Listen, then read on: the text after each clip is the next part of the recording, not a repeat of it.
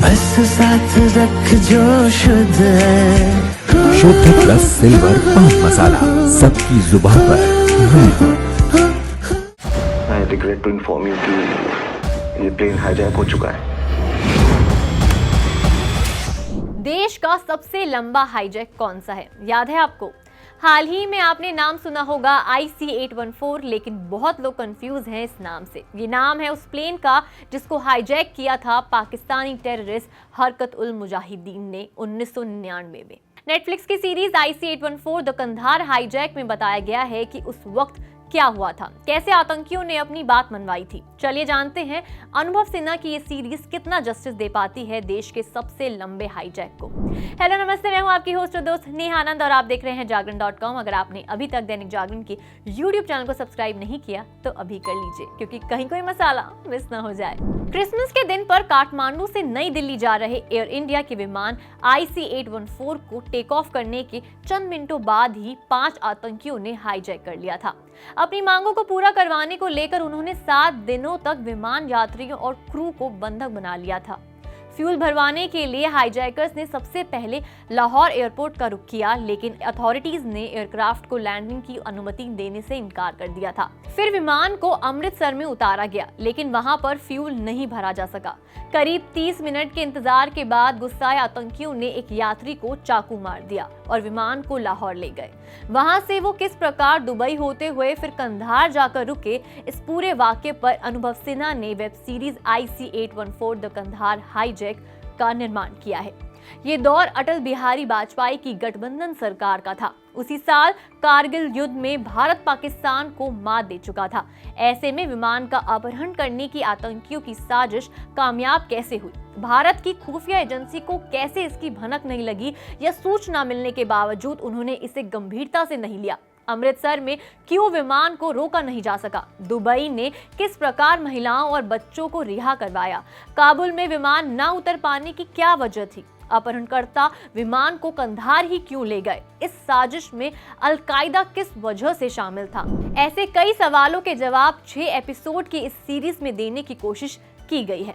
बात करें सीरीज के कलाकारों की, तो इस रोंगटे खड़े कर देने वाले सीरीज के लिए अनुभव को मंझे कलाकारों का साथ मिला है।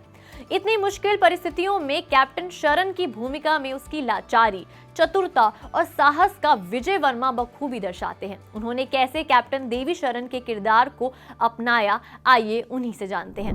देवी शरण ने क्या बताया था आपको? उन्होंने तो किताब भी लिखी है, अपने एक्सपीरियंसेस भी इसमें लिखे हैं सारे। उनके साथ मेरी लंबी बातचीत हुई थी। I wanted to understand him as a person, और मैंने इंसिडेंट के आसपास कम बातें की, उनसे मैं इधर उधर की बातें कर रहा था, just to understand him as a person. And कि मैं उनसे पूछ रहा था कि आप चाय पीते थे या कॉफी पीते थे कॉकपिट में?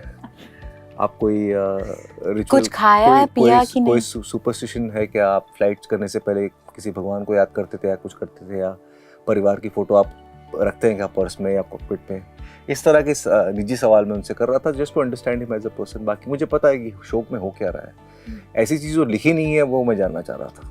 तो वो जो भी मुझे मिला मैं शेयर नहीं करूँगा, बट शायद शो में दिखेगा आपको। वहीं भारतीय अधिकारियों की भूमिका में नसरुद्दीन शाह, आदित्य श्रीवास्तव, कुमुद मिश्रा, देवेंद्र भट्टाचार्य अपने कैरेक्टर्स के साथ जस्टिस करते हैं। कुमुद मिश्रा ने उस दौर के बारे में अपना एक्सपीरियंस दैनिक जागरण के साथ शेयर किया। पूरे देश में यही चर्चा हो रही थी और तनाव था, क्योंकि ये पहली ऐसी घटना थी जो हुई थी, और उस समय ट्रेजेडी होती थी। वो हमारे एंटरटेनमेंट का माध्यम तब तक नहीं बनी। वो समय सरल समय था, जहाँ पे अगर कोई दुर्घटना होती थी तो वो पूरे देश पे असर करती थी, और इस घटना ने तो किया था। और देश जाहिर है कई हिस्सों में बटा हुआ था इसको लेकर के कि कैसे वो वापस आएंगे, क्या होगा, क्या सही होगा डिसीजन। तो वो सारी चीज़ें तो थी। तो उसका हिस्सा जो भी आदमी थोड़ा भी सोशली पॉलिटिकली अवेयर था, तो वो इस चीज़ को लेकर के ज़्यादा गंभीरता से सोच पा रहा था, और जो नहीं उस तरह से सोच पा रहे थे वो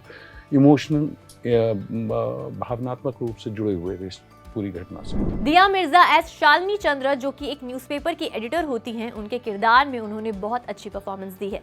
दिया मिर्जा से जाने इस हाईजैक के वक्त क्या माहौल था? मैं मुंबई में रह रही थी, पीजी अकोमोडेशन में। मैं मिस इंडिया की ट्रेनिंग के लिए आई थी, और देश भर से लड़कियां आई थी। तब बहुत अलग समय था, हमको एक होटल में नहीं रुकाया जाता था। We had to fend for ourselves, find our own accommodation, take public transport. और वो मैं ये इसलिए कह रही हूँ क्योंकि पहला एक्सपीरियंस था घर से दूर रहना, अपनों से अलग रहना, अपने पैसों को मैनेज करना, अपना ट्रांसपोर्टेशन देखना, पैसों की बचत करना, एक नए शहर को नेविगेट करना। और डर भी होता था। और आई थिंक जितना भी न्यूज़ रिलेटेड आइटम्स थी, वो आइटम कहते हैं लेकिन it's so much more than that. हमको न्यूज़ की जानकारी रखना बहुत ज़रूरी होता था, तो क्योंकि हम वो क्वेश्चन आंसर राउंड के लिए भी तैयारी कर रहे थे। और ये सवाल हमने बहुत गहराई से डिस्कस की थी कि अगर हमसे पूछा गया कि कुछ भी, कोई भी एक कॉन्टेक्स्ट में ये पूछा जा सकता है कांधार हाईजैक को लेकर, तो क्या हमारा रिस्पॉन्स होगा।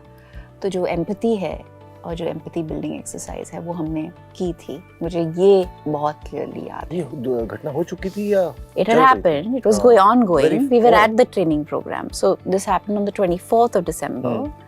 And they were released on 31st. अपहरणकर्ता से बातचीत को लेकर additional director IB Mukul Mohan की भूमिका में मनोज पावा का काम काबिले तारीफ है। फ्लाइट अटेंडेंट के किरदार में पत्रलेखा और अदिति गुप्ता ने बेहतरीन काम किया है। बॉम्बे फिल्म अभिनेता अरविंद स्वामी को एक अंतराल बाद स्क्रीन पर देखना बहुत अच्छा लगता है। उनके और अफगानी विदेश मंत्री के बीच दृश्य अच्छे से दिखाए गए हैं। सीरीज का बैकग्राउंड स्कोर भी बिल्कुल सटीक है। उस समय को बिना छेड़छाड़ किए स्क्रीन पर दिखाना, उसको रियलिस्टिक बनाने के लिए प्रोडक्शन टीम की तारीफ तो बनती है। अगर आपको याद हो तो 2016 में राम माधवनी की फिल्म आई थी नीरजा, जो हाईजैक के ऊपर बनी थी। इस फिल्म ने एक स्टैंडर्ड सेट कर दिया था, जिसे मैच करने में ये सीरीज काफी हद तक कामयाब रही। मैं दूंगी सीरीज को 5 में से 4 स्टार्स।